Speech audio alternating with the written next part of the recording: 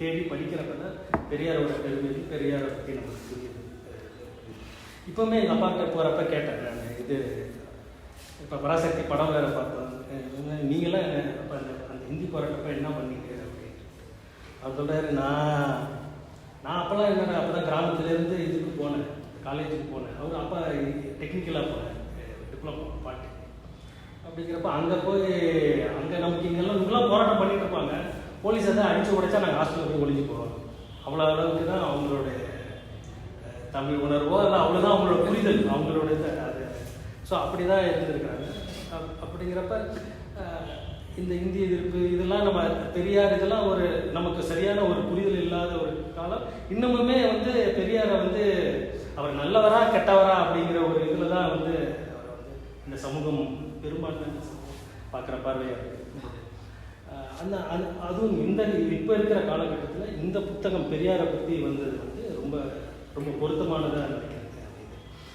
இதில் ஒரு முக்கியமான இது என்னென்னா, இது வந்து இதை கேம்பிரிட்ஜ் கம்பேனியன் டு பெரியாருங்கிறது இது வரைக்கும் பெரியார் தமிழ் சூழலில் தான் பெரும்பாலும் அறியப்பட்டிருக்கு. அவரை பற்றியான இங்கிலீஷ் ஆங்கில புத்தகம் ரொம்ப கம்மி.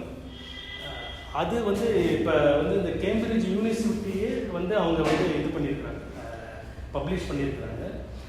ஏஆர் வெங்கடாச்சலபதி அவர் ஒரு சாகித்ய அகாடமி போன வருஷம் வாங்கினார், சாகித்ய அகாடமி அவர் தான் வாங்கினார். அவர் இந்த வஉசி திருநெல்வேலி எழுச்சியும் வஉசியும் அந்த புத்தகத்துக்கு தான் கொடுக்குறாங்க அவருக்கு.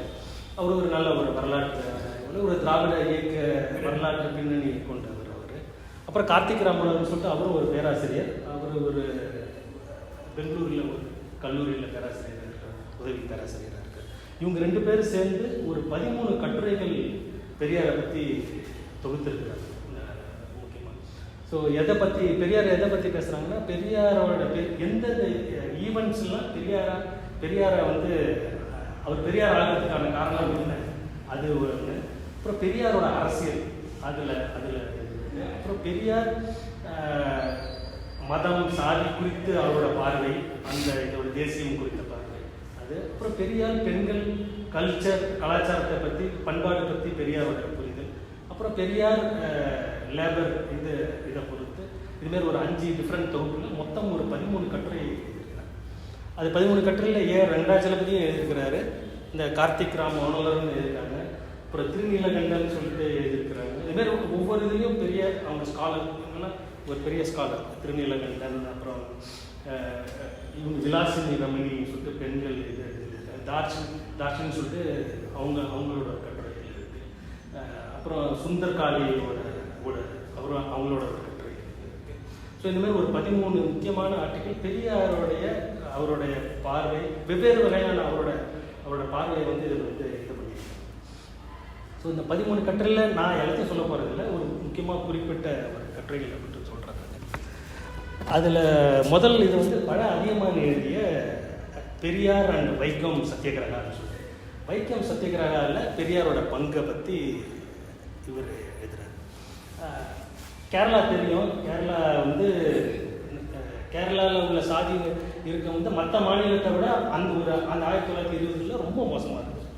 அது உங்களுக்கே தெரியும், விவேகானந்தர் வந்து இட்ஸ் அ மென்டல் அசைலம், இந்தியாவின் மனநல விடுதி அப்படின்னு கேரளா சொன்னார். பைத்தியக்கார விடுதி அப்படின்னு சொன்னார். ஏன்னா அங்கே வந்து உங்களுக்கு தெரியும், இங்கே தொடர்றது மட்டும் இது கிடையாது, தீர்ணம் கிடையாது. அவங்க வந்து பார்வையே ஒரு புலையர்கள் வந்து ஒரு 36 அடி ஒரு 96 அடியில் தான் நீங்கள் பிராமணர்களை பார்க்கணும். ஈழவர்களுக்கு வந்து ஒரு 36 அடி அந்த மாதிரி. அதேமாதிரி இவங்க நாயரை பார்க்குறது அதில் ஒரு பாதி இருக்குது, அதில் ஒரு பாதி கணக்கு. அவங்க இவ்வளோ அடி. அப்போ ஒவ்வொரு சாதிக்கு அடுக்குக்கும் எவ்வளோ அடி பார்க்கணுங்கிறதே ஒரு இது. அப்புறம் அதுமாரி அவங்க ஒரு வேற எங்கேயோ போயிட்டு இருக்கிறாங்க அப்படின்னா மேல் சாதி உள்ளவங்க வந்துருவாங்கங்கிறது வர்றதுக்கு இவங்களே சவுண்டு ஜாஸ்தியாக பேசிக்குவாங்க.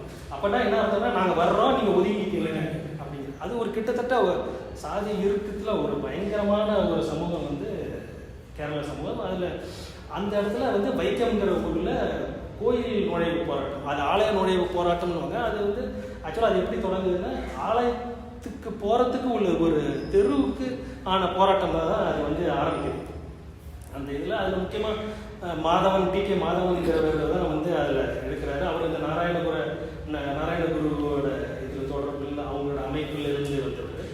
அவர் காந்தியை சந்தித்து இந்த போராட்டத்தை வந்து நடத்த சொல்கிறார். தாழ்த்தப்பட்டவர்களும் அவங்களும் இந்த தெருவில் நடக்கணுங்கிறது, நீங்கள் கோயில் நுழையிறது அது பிற்பாடு, அந்த தெருவில் நடக்கிறதுக்கு அவர் வந்து போராட்டத்துக்கு காந்திகிட்ட கேட்குறாரு. காந்தி பண்ணுங்க அப்படிங்கிறாரு. அப்போ ஒரு சத்தியாகிரக போராட்டம் இது பண்ணுறாங்க, ஆர்ப்பாட்டம் பண்ணுறாங்க. அப்போ அது மன்னர் ஆட்சியில் தான் இருக்குது. திருவாங்கூர் மன்னர் ஆட்சியில் அவங்க இதை வந்து அவங்க இதை ஒத்துக்கிறது. அதனால அவங்க என்ன பண்ணுறாங்க, இந்த சத்தியாகிரக போராட்டத்தில் டெய்லி 2 பேர் 3 பேர் அந்த தெருவில் நுழைய பார்க்குறாங்க. அது போலீஸ் அரெஸ்ட் பண்ணி போகுது. ஸோ இது பெரும்பாலான தலைவர்கள் இப்போ ஜெயிலுக்குள்ளே போயிட்டாங்க. இப்போ அந்த சத்தியாகிரகத்தை தலைமையேற்று நடத்துறதுக்கு ஆள் இல்லை அப்படிங்கிற ஒரு சூழல் இருக்குது. காந்தியும் சத்தியாகிரகம் எப்படி நடக்கணுங்கிறத பெரிய கட்டுப்பாடும் இருக்கிறார். அவர் இவங்கெல்லாம் கலந்துக்க கூடாது, யாரெல்லாம் கலந்துக்க கூடாது, வெளியிலேருந்து ஆட்களை கொண்டு வரக்கூடாது. இந்தமாதிரி நிறைய சத்தியாகிரகையை ஒரு கையை கட்டி போட்டுட்டு இன்னொரு போராட்டத்தை பண்ண சொல்கிறார்.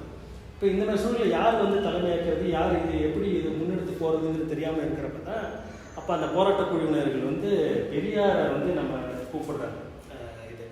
அவர் அப்போ காங்கிரஸ் தலைவராக இருக்கிறார். காங்கிரஸ் தலைவராக இருந்து அப்போ அவரை கூப்பிட்றாங்க. அவர் வந்து போராட்டத்துக்கு கலக்கிறாரு. அவர் ஆக்சுவலாக உள்ள நுழைஞ்சப்ப திருவாங்கூர் மன்னர்கள்லேருந்து ஆட்கள் வந்து அவர் மரியாதை நிமித்தமாக தான் இது பண்ணுறாங்க. ஏன்னா முன்னாடி திருவாங்கூர் மன்னர் நமக்கு ஈரோடு சைடு வர்றப்ப இவர் இடங்கள் இருக்குது. ஸோ அதனால் இவங்களுக்கு ஸ்டேட்டில் ஒரு மரியாதை கொடுத்து தான் பெரியார் வரவேற்கிறார். ஆனால் பெரியார் அதை ஏற்க மறுக்கிறார். ஏன் நான் வந்ததே இந்த அரசை எதிர்க்கிறதுக்கு தான் வர்றேன், அதனால் நான் உங்களோட வந்து அங்கே வந்து தங்க முடியாது, நான் இந்த அரசுக்கு எதிராக போராடணும் இதை பண்ணணும்னு சொல்லி போராட்டம் நடத்துகிறார். போராட்டம் நடத்தி அவரை ஜெயிலுக்குள்ளே வைக்கிறாங்க. ஜெயிலுக்குள்ளே வச்சு அப்புறம் 1 மாதம் இருந்து அதில் அந்த ஜெயிலில் பார்த்துட்டிங்கன்னா அவர் இந்த சங்கிலியெல்லாம்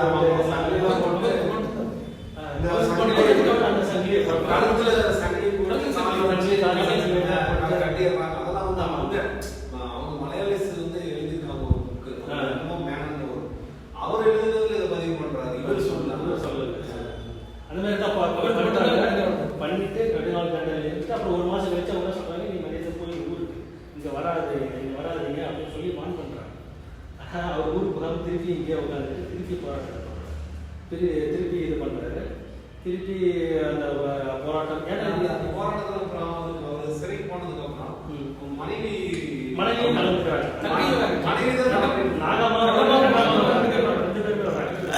கண்ணம்மாவில் 2 பேரும் அவங்களுமே போராட்டத்தில் கலந்துக்கிறாங்க. ஒரு பெண்கள்லாம் அப்புறம் போராட்டம் நடக்கிறதுல கலந்துக்கிறதுங்கிறதே பெரிய விஷயம் தான். கரெக்ட்.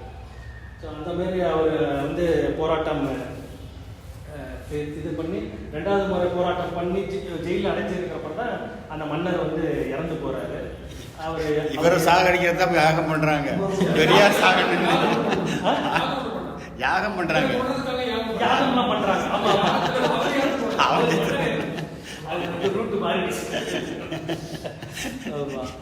ரூட்டு மாதிரி அவர் போனதுனால இது.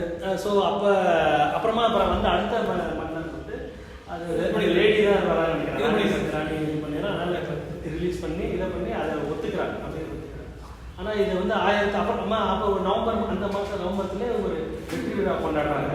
அந்த வெற்றி விழா தலைமையாக பெரியார் தான் கூப்பிடுறாங்க. ஆனால் இதில் ஒரு குரூப் என்னன்னா வைக்கமுக்கும் பெரியாருக்கும் சம்பந்தம் இல்லை, அது வைக்கம் பெரியார் சும்மா கடைசியாக போய் வந்துட்டாரு இப்படிங்கிற ஒரு விமர்சனம். அதை பேசுறது பெரும்பாலும் இவன் தான் பேசுறான். ஜெயமோகன் தான் ஆரம்பிச்சு வச்சான்.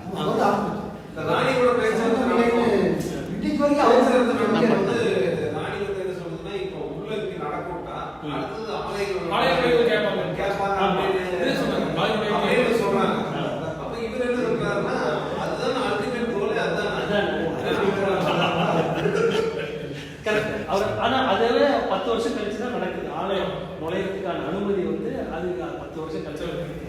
ஆனால் பெரியார் அதுக்குமே அவர் முரண்பாடு. அவர் என்ன அவருக்கு தெரியும் இல்லையா, கடவுளை நம்பாதவரை ஆலயம் நுழையறதுக்கு ஒரு தீர்வு இல்லைங்கிறது அவருக்கு தெரியுது. ஆனால் சிம்பாலிக்கான இது ஒரு ஃபைட்டு. இதை முதல்ல இதை வந்து அப்படிதான் அவர் பார்க்குற பார்வை பெரியார். ஸோ அது ஒரு முக்கியமான ஒரு ஆர்டிகல். பட அதியமானோட இது வைக்கம் அவரோட புத்தகம் காலேஜ் ஹோட்டல் கூட போட்டு தனியாக புக் எடுத்துருக்குது. அது ஒரு சாப்டர். அப்புறம் அடுத்தது வந்து பெரியார் அம்பேத்கர் பூனா பேக்ட்னு சொல்லி பூனா பேக்ட் பற்றி திருநீலகண்டர் இதுவும் இன்னும் ஒரு முக்கியமான வரலாற்று. இது எப்படி அப்படின்னா, அப்போ தனி வாக்காளர் தொகுதியை வந்து கேட்குறாரு அம்பேத்கர். அதுவுமே ஆக்சுவலாக அதுக்கு முன்னாடிலாம் பெரியார் இதை கேட்க ஆரம்பிச்சிட்டாரு. அதுக்கப்புறம் அம்பேத்கரும் அதை தனி அவருக்கு முதல்ல எல்லாருக்கும் வாக்குரிமை தான் முதல்ல கேட்குறாரு. அப்புறம் பிற்பாடு தனி வாக்காளர் இதை வந்து தொகுதியை வந்து கேட்குறாரு. அதுக்கு வந்து காந்தி உடன்படலை. காந்தியோட பாயிண்ட் ஆஃப் வியூ என்னன்னா, இப்போ ஹிந்துக்கள்லேருந்து நீங்கள் தாழ்த்தப்பட்டவர்களை தனியாக பிரிச்சிங்கன்னா இது 2 பேருக்குள்ள ஒரு பெரிய சுவர். இந்துக்கள் சிறுபான்மையாயிருவாங்க, இந்துக்களை வந்து உடைச்சிருவாங்க, சிறுபான்மையாயிருவாங்க, இந்துக்கள் வந்து உடைச்சிரும், வலிமை குறைச்சிடும், அது உடைஞ்சிடக்கூடும். அது வந்து நான் ஒத்துக்க மாட்டேன், அது என்னோட குணத்து மேலே தான் நடக்கும், அப்படி நடக்குதா வேணாம் அப்படின்னு சொன்னார். அப்படிங்கிறது இவரோட இது. ஆனால் அந்த காலத்தில் இருக்க குடியரசோட ஆர்டிக்கிளில் பெரியார் தொடர்ந்து அம்பேத்கருக்கு ஆதரவு இருக்காரு. அது வந்து அது இந்தியாவிலே எங்குமே இல்லாதது. அதாவது அம்பேத்கருக்கு வந்து அந்த பீரியடில் வந்து தொடர்ந்து ஆதரவு கொடுத்துருக்காரு, இதை பண்ணுறாரு. அப்போ ஆர்டிக்கல் தொடர்ந்து தலையங்கம் இது எல்லாமே இது வந்து பண்ணிட்டு இருக்காரு. ஸோ அவருக்கு தெரியுது அதாவது தனி வாக்குரிமை இருந்தால் தான் தாழ்த்தப்பட்டவர்களோட குரல் வந்து பிரதிநிதித்துவம் வந்து கேட்கணும். இல்லைன்னா பெரும்பான்மை சமூகமே ஒரு தலித்தில் இருக்கிற போல தீர்மானித்து அவங்க ஒரு டம்மியாக தான் பண்ணுவாங்கன்றது பெரியார் அதை உணர்ந்து அவர் வந்து தொடர்ந்து அம்பேத்கருக்கு வந்து ஆதரவு கொடுக்குறாரு. பெரியார் அதுதான் வட்டசபை மாநாடுல அவர் முதல்ல அம்பேத்கரும் வெட்டமலை ஸ்ரீனிவாசனும் போகிறாங்க. போய் இது பண்ணி டிஸ்கஷன் முடிச்சுட்டு சைமன் கமிஷன் இதெல்லாம் சொல்லிட்டு வர்றாங்க. அப்போ வந்து காங்கிரஸ்ல இருந்து கலந்துக்கல, காங்கிரஸ் வந்து புறக்கணிக்கல. 2வது மாநாட்டில் காந்தி வந்து போறாரு. இப்போ காந்தி என்ன சொல்றாரு, இதுக்கு தாழ்த்தப்பட்டவர்கள் தனி ரெப்ரசன்டேட்டிவ்லாம் தேவை, நானே அதை ரெப்ரசன்டேட்டிவ் யாருமே இல்லைன்னு சொல்லி காந்தி மட்டும் தான் போறாரு. அப்போ என்ன சொல்றாரு, அப்போ அம்பேத்கருக்கு இவருக்கும் ஒரு ரைவல்கள் வருது. அப்போ என்ன சொல்றாரு, தாழ்த்தப்பட்டவர் மத்தியில் வாக்கெடுப்பு எடுத்தால் நான் தான் முதல்ல வருவேன், நான் தான் அவங்களோட பிரதிநிதி, மற்றவங்களாம் இல்லைங்கிறத சைட்லைன் பண்ண பார்க்குறாரு. இதில் இன்னொரு ஆள் எம்சி ராஜா ஆரம்பத்தில் தனி வாக்காளர் தொகுதியை வந்து ஆதரிச்சவர். ஆனால் இந்த 2வது இது மாறாங்க, அவர் இந்து மகாசபையோட கூட்டணி சேர்ந்து இந்த தனி வாக்காளர் தொகுதிக்கு எதிர்த்து போயிருக்காரு. ஸோ இப்போ இந்த பீரியடில் தலித்தோட தலைவர்கள் யாருன்னு வந்து அப்போலாம் இப்போ புரியுது. அந்த ஹைட்சைட்டில் பெரியார் வந்து அம்பேத்கர் முன்னாடி முழு ஆதரவு முழு பேக்கிங் பண்ணிட்டு இது பண்ணுறாரு. இதுதான் வந்து சரியான இதாக இருக்கும். காந்தியை வந்து அப்பதான் காந்தியை கொஞ்சமாக காந்தியை விட்டு நிராகரிக்கிறார், காந்தியை விட்டு வெளியே வர்றது, காந்தியோட பிற்போக்குத்தனத்தையும் பார்க்குறாரு. அது எப்படி வர்ணாசிரமத்தை வேணும், ஆனால் நீ வந்து சாதியை வச்சுக்கணும்னு நினைக்கிறேன். வர்ணாசிரமம் இருக்கணும், ஆனால் தீண்டாமை ஒழிக்கணும். வர்ணாசிரமம் ஒழிக்காம தீண்டாமை ஒழிக்க முடியாதுன்றது இவருடைய. அதுக்கு தான் காந்தி உங்களுக்கு முரண்பாடு இருக்குது. அதில் வந்து அம்பேத்கரோட ஸ்டாண்ட் இருக்காரு. அப்புறம் சைமன் கமிஷன் இது கவர்மெண்ட் வந்து தனி வாக்காளர் வந்து கொடுத்த உடனே காந்தி உண்ணாவிரதத்துக்கு போன உடனே அப்போ வந்து ப்ரெஷர் அழுத்தம் பயங்கரமாக இருக்குது. எம்சி ராஜாவும் பெல்ட் அடிச்சிடுறாரு.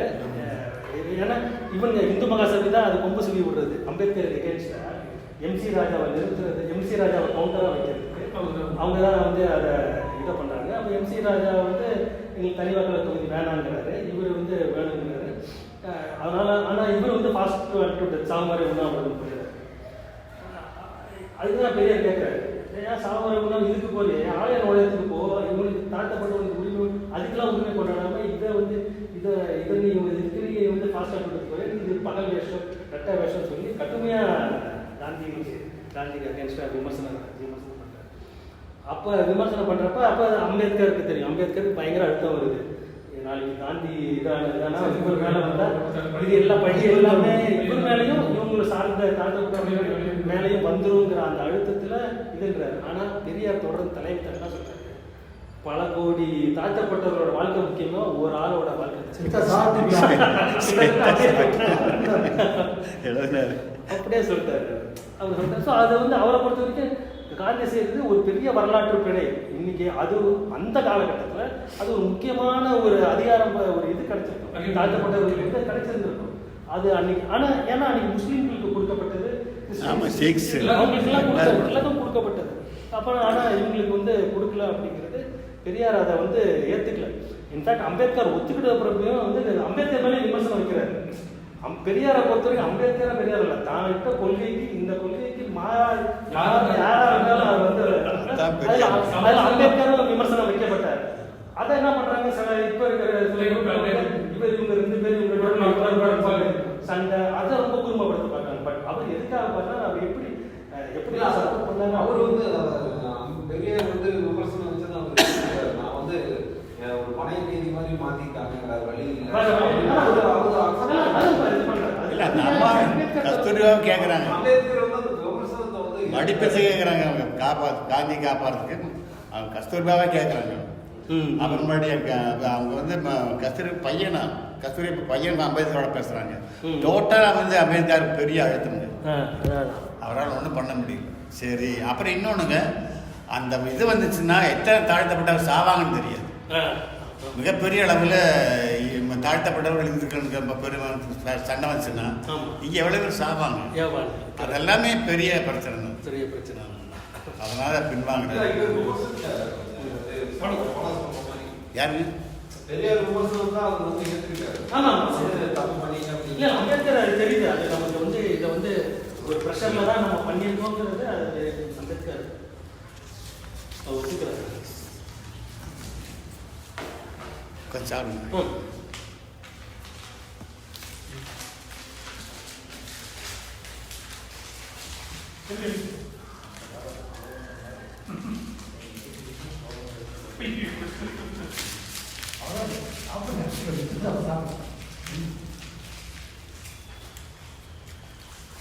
இதுக்கு அடுத்த தலைப்பு வந்து டபுள் பேரல் கன்னுன்னு சொல்லி இவர் ஏஆர் வெங்கடாச்சலபதியே எதிர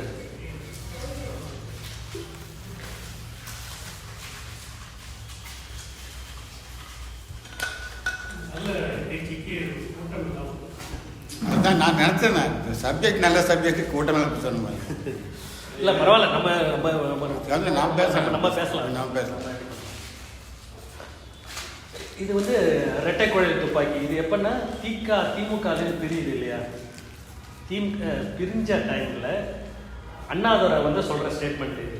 திகாவும் திமுகவும் இரட்டை குழல் துப்பாக்கியாக இயங்கும் அப்படின்னு சொல்லி சொல்கிறாரு. அதுதான் இந்த டபுள் பேரல் கங்குன்னு சொல்லி ஏஆர் வெங்கடாச்சலபதி அவரோட கட்டுரை. இது முழுக்க எப்படின்னா திமுக பிரிஞ்சு ஒரு 20 வருஷம் இருந்தாங்க ஆட்சி வர்ற வரைக்கும். அந்த காலகட்டத்தில் பெரியாரோட செயல்பாடுகள், பெரியார் எப்படி திமுகவை எதிர்த்தார் அப்படிங்கிற பற்றியான ஒரு கண்ணீர் துளிகள் விமர்சனம் பண்ணுறாரு. அதாவது இவர் என்ன சொல்றாரு, ஏஆர் வெங்கடாச்சலபதி என்ன சொல்றாரு, அந்த பீரியட்ல அவர் திமுக விமர்சனத்தை சரியா தொகுக்கப்படலை. இவர் ஆணைமுத்துவோட மொத்த தொகுப்புலையுமே அவர் திமுகவை மேல வைத்துள்ள விமர்சனத்தை ரொம்ப சரியா இதை பண்ணலை அப்படிங்கிறார். இந்த இதே வந்து அதை வந்து நான் சரி பண்ணுறேன், நான் வந்து அந்த பீரியட்ல நடந்ததை சொல்றேன் அப்படின்னு சொல்லி இந்த இதை வந்து அவர் சொல்றாரு. நமக்கு தெரியும் 1944 தான் திக ஃபார்ம் ஆகுது. 1924 சுயமரியாதை இயக்கம் ஃபார்ம் ஆகிடுது, ஜஸ்டிஸ் பார்ட்டி. அப்புறம் 1917 ஜஸ்டிஸ் பார்ட்டி ஃபார்ம் ஆகுது. 1924 சுயமரியாதை இயக்கம் இதாகுது. 1944 திக ஃபார்ம் ஆகுது. திராவிட கழகம் ஃபார்ம் ஆன டைமில் தான் இவங்க அண்ணாதுரை, கலைஞர், இவர் நிறைய தலைவர்கள்லாம் வந்து அப்போ தான் அவரோட சேர்ந்து இது பண்ணிட்டு இருக்காங்க. ஸோ அந்த பீரியடில் இருக்கிறப்ப பெரியாருக்கும் அண்ணாவுக்கும் முரண்பாடு ஏற்படுது. பெரியாருக்கும் அண்ணாருக்கும் பெரியார் வந்து என்றைக்குமே ஓப்பனாக பேசக்கூடிய, வெளிப்படையாக பேசுவார். சாமி இல்லை இது அப்படின்னு. ஆனால் பெரியாருக்கு இப்போ ஃபார் எக்ஸாம்பிள் என்னென்னா, ஏன் விநாயகர் சிலையை உடைச்சேன்னா, நான் ஏன் விநாயகர் சிலை உடைச்சேன், நான் ஒரு பொம்மை வாங்கினேன், ஏன் காசு போட்டு வாங்கினேன், அதை நான் உடைச்சேன், அதை உடைச்சேன். அவர் சாமி இல்லை, மதம் இல்லை அப்படிங்கிறவர் தான் அந்த மாதிரி கோட்பாடு. ஆனால் இது வந்து பெரியாருக்குமே தெரியும், இதால் நம்மளால் பெரிய பாப்புலர் ஆக முடியாதுங்கிறது பெரியாருக்கு தெரியும். ஏன்னா இது ஒரு அவர் ஓப்பனாக வெளிப்படையாக பேசுகிறவர், அது அரசியலில் அது இதாகாது. ஆனால் அவரோட அடுத்த கட்ட தலைவர்களுக்கு இது வேணுங்கிறது, அவங்களுக்கு வந்து இந்த அதிகார பகிர்வு, அரசியலில் பங்கேற்கணுங்கிற அவங்களோட விருப்பம் இருக்கு. ஸோ அதனால பார்த்தீங்கன்னா பெரியாருக்கும் அண்ணாவுக்கும் நடக்கிற முரண்பாடு எப்படின்னா, அரசியல் பங்கேற்கக்கூடாதுங்கிறத பெரியாரோட கொள்கை, இவர் அரசியல் பங்கேற்கணுங்கிறது அண்ணாவோட. அப்புறம் சாமி இல்லைங்கிறது இவரோட நிலைப்பாடு. பெரியார் ஒன்றே குலம் ஒருவனே தேவன் இருப்போம் அப்படிங்கிற. அண்ணா பொறுத்த வரைக்கும் எல்லாருமே ஈவன் பிராமணர்கள் முதல் கொண்டு அரவணைச்சிட்டு போவோம் அப்படிங்கிற. ஏன்னா அரசியல் செயல்பாடுக்கு வந்து எல்லாத்தையும் சேர்த்து இழுத்துட்டு போனதான் அரசியல் பண்ண முடியுங்கிறது அண்ணாவோட. அது பெரியாருக்கு வந்து அது இல்லை, பவர் கரெக்ட் ஆகும், அதிகாரத்துக்கு போனேன்னா பவர் கரெக்ட் ஆகிடும், பவர் கரெக்ட் ஆகும்னா நான் காம்ப்ரமைஸ் பண்ண வேண்டியது இருக்கும். இவர் அண்ணா பொறுத்தவரைக்கும் நான் காம்ப்ரமைஸ் பண்ணாலும் பரவாயில்ல, நான் அதிகாரத்தை படுத்தணும், அதிகாரத்தை படுத்திட்டு அதுக்கப்புறம் நான் என்னால் முடிஞ்சது இந்த சமூகத்துக்கு என்ன செய்யணுமோ செய்யணும் அப்படிங்கிற. இப்போ பெரியார் கருப்பு சட்டை போட சொல்கிறாரு, அண்ணா முடியாதுங்கிறாரு. ஆனால் நல்ல சட்டை இல்லை, நல்ல விஷயம் தான் இது பண்ணணும்.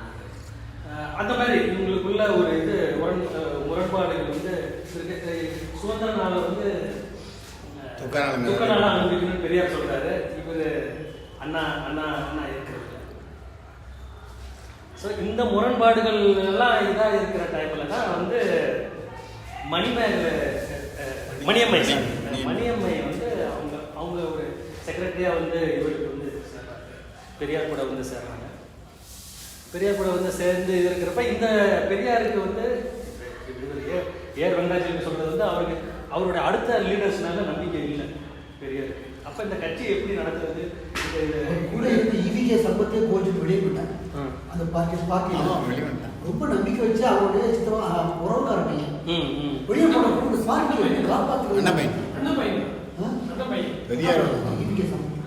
போன பிறகுதான் இந்த பார்ட்டியை காப்பாற்றணும்னா ஒரு ஃபினான்ஷியலாக ஒரு சவுண்டான ஒன்று போகணும், சொத்தை எப்படி காப்பாற்றிக்கணும். மணியோட பேர் எழுதுறாங்க, அது அப்ரூவ்டு ஒய்ஃபாங்க. இப்போ அவங்க பிளட் ரிலேஷன்ஸ் வரணும், கல்யாணம் பண்ணிட்டு தான் ஆகுங்கிறதுக்காக அந்த ஒரு காரணத்துக்காக தான் இருக்குது இந்த வேலையை செய்கிறேன்.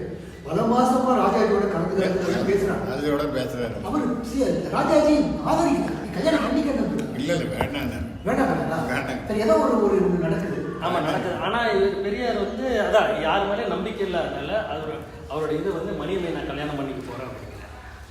அது வந்து என்ன சொல்றது, அது ஒரு ஃபைனல் டிப்பிங் பாயிண்ட்டாக இவங்களுக்கு எல்லாம் அமைஞ்சிருது. அண்ணா கட்சி விட்டு வெளியே வரதுக்கு அது ஒரு ஃபைனல் ரீசனா. அதுக்கு முன்னாடியே முரண்பாடுகள் எல்லாம் அதில் வந்து என்னன்னா பெரியாருக்கு வந்து அரசியல் அதிகாரம் எடுக்கிறதுக்கான புரிதல் இல்லை.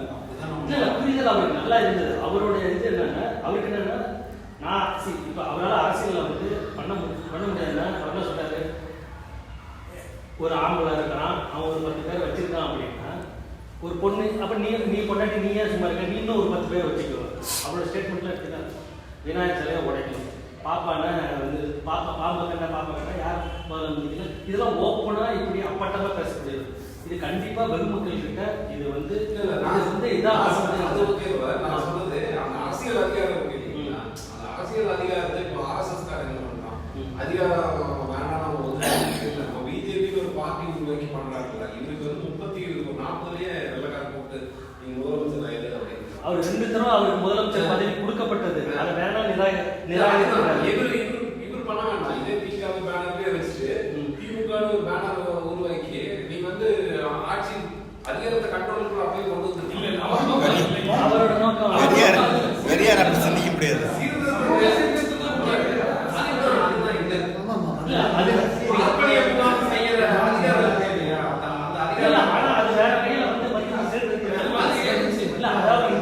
இன்னைக்கு நம்ம பார்க்கணும்னா ஆர்எஸ்எஸ் எப்படி பிஜேபிக்கு இன்னைக்கு ஒரு கவுண்டர் நரேட்டிவ் வந்து கொண்டு வந்து இந்தியாவிலே ஒரே மாடல் இந்த பிஜேபிக்கு ஒரு கவுண்டரா வைக்கக்கூடிய ஒரு மாடல் ஒரு சிஸ்டம் இருக்குன்னா இங்க இருக்கு.